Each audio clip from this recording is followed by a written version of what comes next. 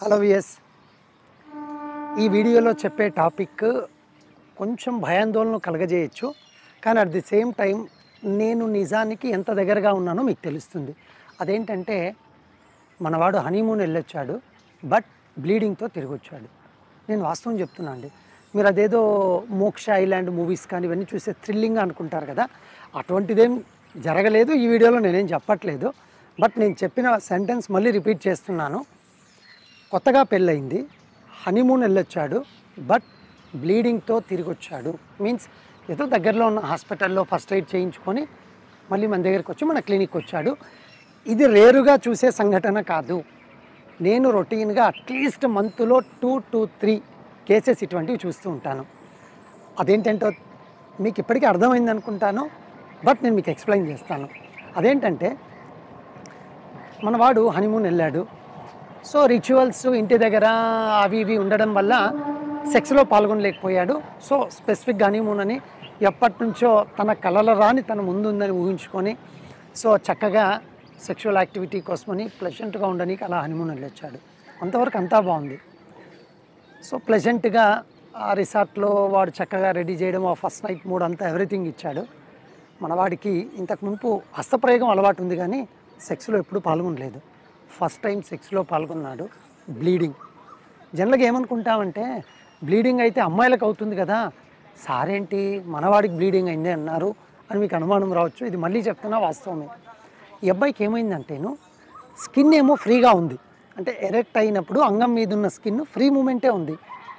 But వెనకల నేను ఎప్పుడూ చెప్తుంటాను, ఫ్రెన్యులార్ బ్రీవియా అంటే టైట్ ఒక స్కిన్ ఉంటుంది కొందరికి.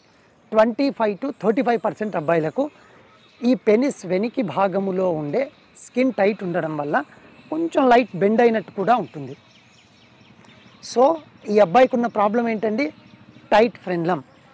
మనోడు క్యాజువల్గా అంటే ఎప్పుడు హస్తప్రయోగం చేసినప్పుడు దాని మీద పెద్ద ఫోకస్ చేయక ఇప్పుడు సడన్గా ఇంటర్కోర్స్ చేసినప్పుడు అమ్మాయి కూడా ఫస్ట్ టైం అయినప్పుడు ఏమవుతుందంటేను కొంచెం పెయిన్ వల్ల పెల్విక్ ఫ్లోర్ మజిల్స్ టైట్ అయినప్పుడు ఇన్సర్షన్ అయ్యే టైంలో స్కిన్ ఫ్రీ ఉంది, కానీ హార్డ్ అయినప్పుడు మూమెంట్ ఇలా వచ్చినప్పుడు ఈ కిందున్న ఫ్రెన్లం టేర్ అయిపోయింది, అంటే చినిగిపోయింది.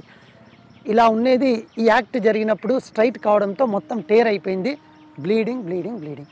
ఈ ఫ్రెన్యులంలో ఫ్రెన్యులార్ ఆర్టరీ అంటే తెలుసుగా మనకు ఒక ఇంపార్టెంట్ బ్లడ్ వెజల్స్ బాడీలో ఏవైతే ఉంటాయో హార్ట్ నుంచి వెళ్ళేటివి, దాన్ని ఆర్టరీ అంటాము. ఆ ఫ్రెన్యులార్ ఆర్టరీ ఇక్కడ ఉంది, అది టేర్ అయింది.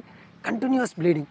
పాపం ప్రెజర్ పెట్టాడు, ఆగలేదు, తట్టుకోలేక అప్పటికప్పుడు రిసార్ట్ వాళ్ళకి చెప్పి దగ్గరలో ఉన్న చిన్న హాస్పిటల్కి వెళ్ళేసి నైట్ ఇదంతా అండి, మార్నింగ్ పూట కాదు, మార్నింగ్ అయితే ఎవరికో చెప్పుకోవచ్చు ఒక హాస్పిటల్ ఉంటుంది. ఇదేంటండి ఇట్లా వచ్చారు ఇదేందని పాపం రిసార్ట్ వాడికే భయం ఒకటి. సో ఇటువంటివి మీ లైఫ్లో సడన్ జర్క్ అంటుంటాం కదా, అంతకంటే డేంజర్ ఇది.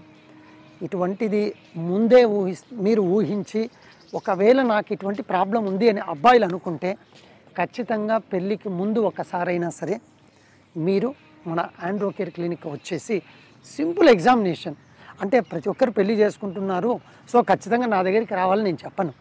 మీరు నిజంగా ఎప్పుడైనా మాస్టర్బేట్ చేసుకునేటప్పుడు స్ట్రైట్గా ఉంది స్కిన్ కానీ వెనకిలా ఉన్న ఫ్రెన్యులం కానీ టైట్గా ఏమీ లేదు అంటే మీరు ఈ పెళ్ళికి ముందు తర్వాత ఏ డాక్టర్ని కలవాల్సిన అవసరం లేదు. అటువంటిది మీకు అనిపిస్తే, మీకు దాని మీద డౌట్ ఉంటే ఖచ్చితంగా ఒక చిన్న క్లినికల్ ఎగ్జామినేషన్ చేయించుకొని ఒకవేళ ఉంది అని బయటపడింది అనుకోండి, జస్ట్ సింపుల్ ప్రొసీజర్ 1 అవర్లో ఇంటికి పంపించేస్తాం. ప్రొసీజర్ తర్వాత మీరు చక్కగా 2 వీక్స్ తర్వాత పెళ్లి చేసుకోవచ్చు. మంచి రిసార్ట్కి వెళ్ళి మీరు ఇందాక మాట అన్నారు చూడండి, సార్ నా కలల రాణితో నేను హనీమూన్కి వెళ్తున్నాను, ఫస్ట్ టైం మా వైఫ్తో కలుస్తున్నాను, ఆ ప్లెజెంట్నెస్ను ఖచ్చితంగా మీరు ఎంజాయ్ చేయొచ్చు. సో ఎస్, టైట్ ఫ్రెన్లం ఉందా, ఫ్రెన్యులార్ టేర్ అయ్యి మీకు బ్లీడ్ కావచ్చు, కొంచెం జాగ్రత్తగా ఉండండి. Thank you. ఎస్.